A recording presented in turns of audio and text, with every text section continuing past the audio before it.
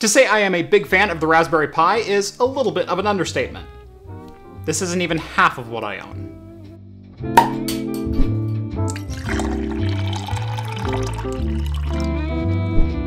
Welcome back to Craft Computing, everyone. As always, I'm Jeff, and I have been excited for this review for a little while now. As I mentioned in the intro, I'm a bit of a Raspberry Pi enthusiast, as not only do I have a lot of them, I've used a lot of them in both personal and professional projects in the past. Just on this channel, I've done everything from remote gaming machines to micro home servers. But that's not why I'm excited today. I'm excited today because I get to review the Zyvhur K100, which promises to add a little bit more home functionality to your Raspberry Pi or other single board computers. This is the Zyvhur K100 Multitop, and it is a Raspberry Pi or other single board computer mechanical keyboard enclosure. Now, Zyvhur is a small startup that is mainly focused on custom mechanical keyboards, and this is one of their first expansions to give the Raspberry Pi a little bit more functionality by integrating a mechanical keyboard into a Raspberry Pi case. Walking around the K100, not all of the features are immediately noticeable, so we'll start over here on my left and we'll work our way towards the right, both inside and outside. Starting on the left-hand side is where you put your single board computer. In this case, it is a Raspberry Pi 4 2GB. Included in the box is this nice little piece of tinted acrylic if you wanted to cover up the top of your Raspberry Pi. Or you can leave the top open if you have a larger heatsink that either doesn't have room or you just want to show off a little bit of bling. The Raspberry Pi is oriented inside the case, so your Ethernet and USB connections are coming out the backside, while your USB-C power, micro HDMI, and audio jacks are sitting inside the case underneath of the keyboard. The keyboard is a fairly compact 61 key unit, and also included in the box is this little USB-C to USB-A adapter so you can plug in the back of the Bluetooth keyboard right here and plug it into your Raspberry Pi so you don't have to connect over Bluetooth. The keyboard is fully mechanical and has replaceable switches. In this case, my review unit came with Gateron Reds, although you can swap those out for pretty much any mechanical switch that you would like. I do like the Gateron switches, as number one, they're fairly inexpensive, making a kit like this make a lot of sense, and number two, they use a standard Cherry MX stem, meaning you can replace the keycaps with pretty much whatever you'd like. I am a fan of what shipped on this unit though, which is the blank keycaps on top with the wording printed on the side. The keyboard also has a full array of individually addressable LEDs, as well as a number of preset options, so you can set the backlight to your liking.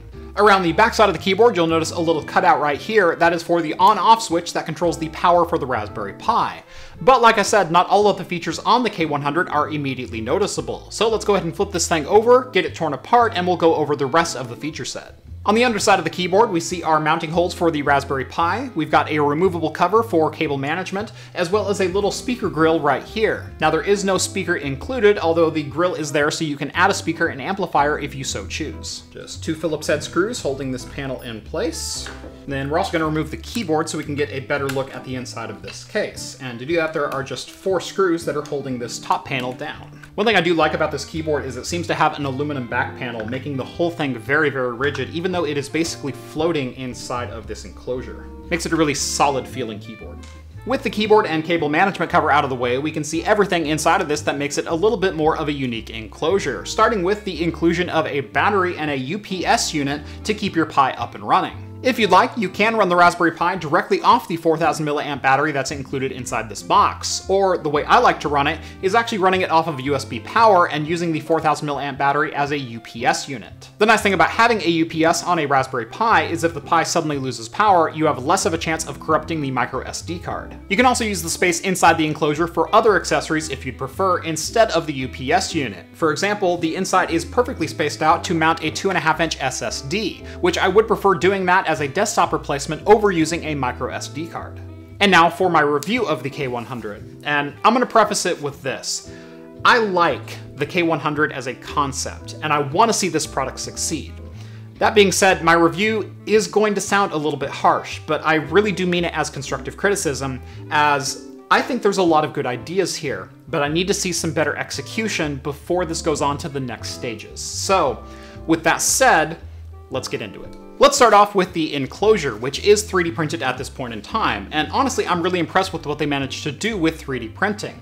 I know they were trying to get financing to eventually make some tooling to make this out of other materials, but at the moment, I have to review this for what it is. Now, impressively, this is a very rigid enclosure with pretty much no flex even when I'm reefing on it here. However, it's also not the most ergonomic design in the world. Now that's most visible when I put the keyboard back into the enclosure here. Problem number one that I see is the keyboard sits completely flat inside the enclosure. That is, there's absolutely no tilt in the keyboard at all. Problem number two is this is a very thick enclosure, meaning that the keyboard sits very, very high up on the desk, and without any kind of wrist support, it is a very uncomfortable typing experience. Now I think part of that problem could go away if this was no longer a 3D printed enclosure. Remember how I said it was built very rigidly? The bottom of this enclosure is more than a 1/4 inch thick, and the rails that the keyboard sit on are well over a 1/2 inch thick. Now part of that is to leave room for your accessories, your UPS unit, your 2.5 inch SSD, your speaker, your amplifier, whatever you want to put in here, but the enclosure itself takes up the bulk of the space that should go to other accessories or making the entire enclosure thinner.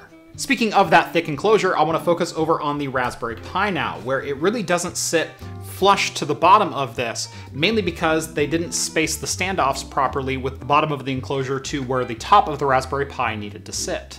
Now this Raspberry Pi did come pre-installed, however it came pre-installed with only 2 of the 4 screw holes used, which I thought was a little bit odd. And if we're going to take the Raspberry Pi out of the enclosure here, I'll explain why that's just a little bit bizarre. Now again, speaking just of the thickness of the enclosure, they actually had to include some 3D printed spacers in the bottom of this case, so the screws that they sourced could actually sink down into the Raspberry Pi.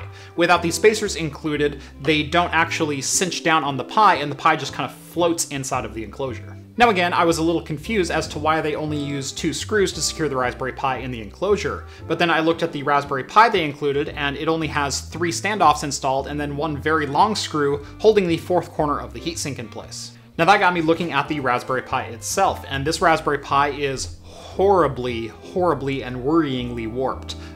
It is cinched down so tight to the heatsink that it is actually bending the board in some very, very odd angles.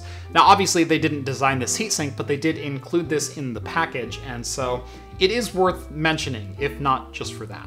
Now the reason I'm mentioning some of these mounting irregularities is a little bit of fit and finish and a little bit of design change that I see that needs to happen to the K100. First and foremost, either with the thickness of the enclosure itself or the screws that they sourced to put it all together. Remember I mentioned those 3D printed spacers that were required to get the screws to properly bite into the Raspberry Pi.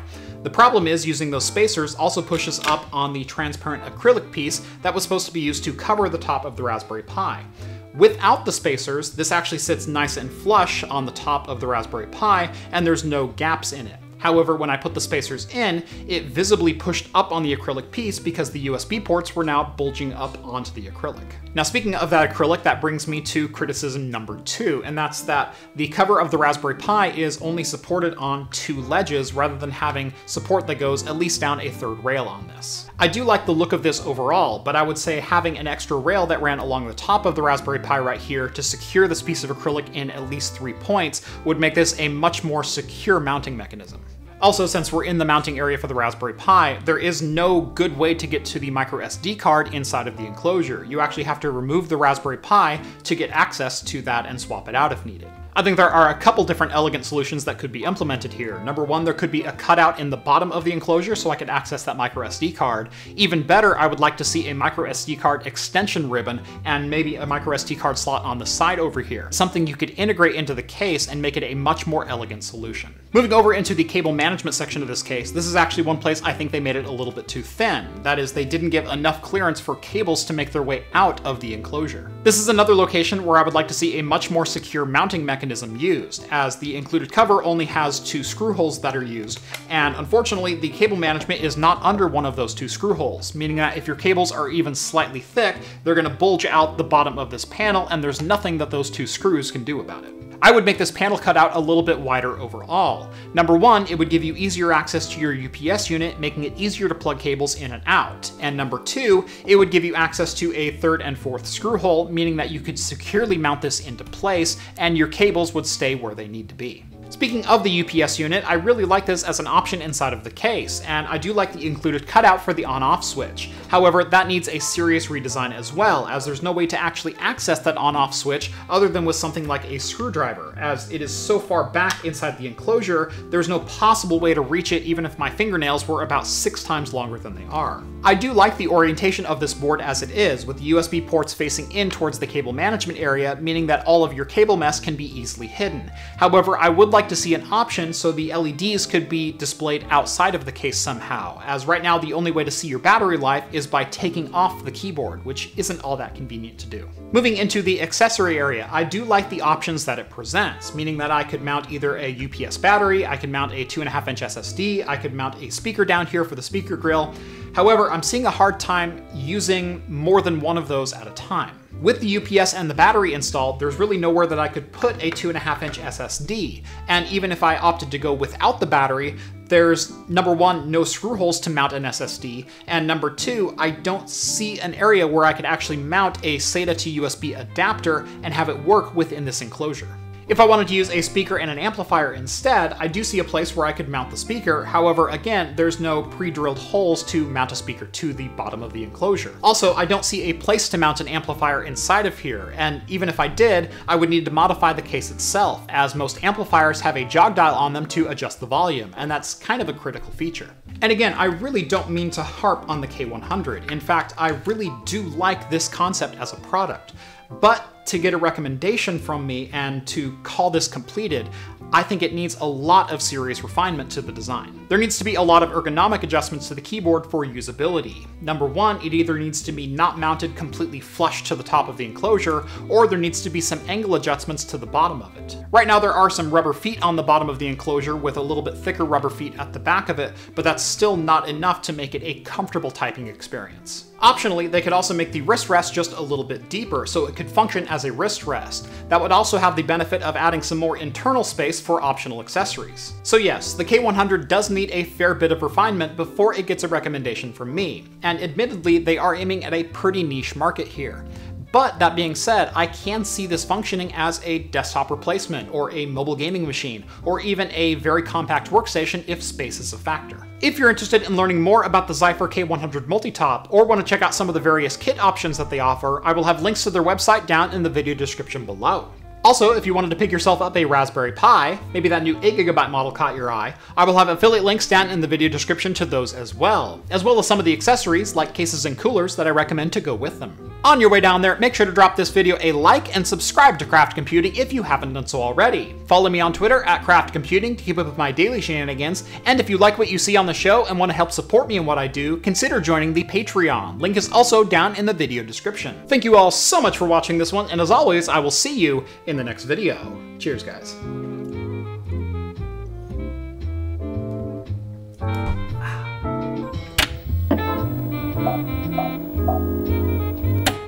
Beer for today is from Boneyard Beer in Bend, Oregon. It is the Incredible Pulp, and I freaking love the can art on this. This is a 6% Blood Orange Extra Pale Ale. Boy, orange is right. I don't think orange juice even has this strong of a nose on it.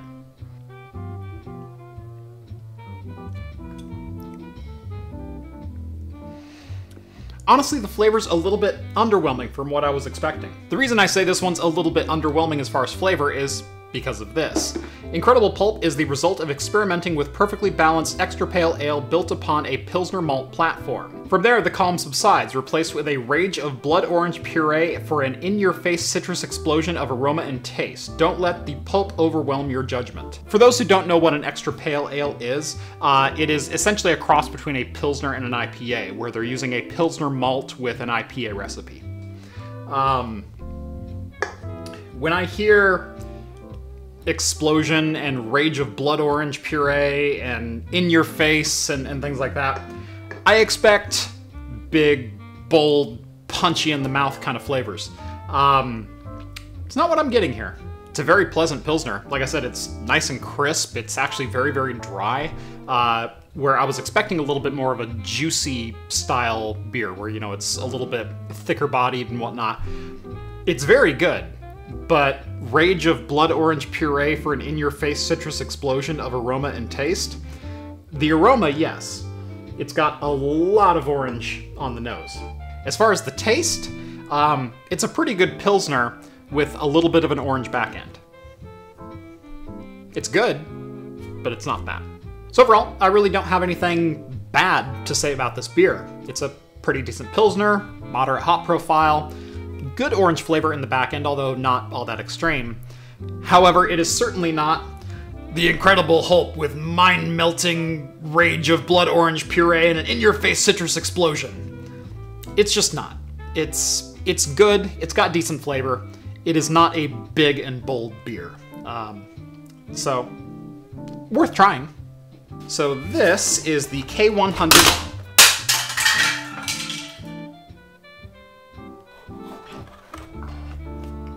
Very gently back in the box. Yeah, that's gonna make the blooper reel.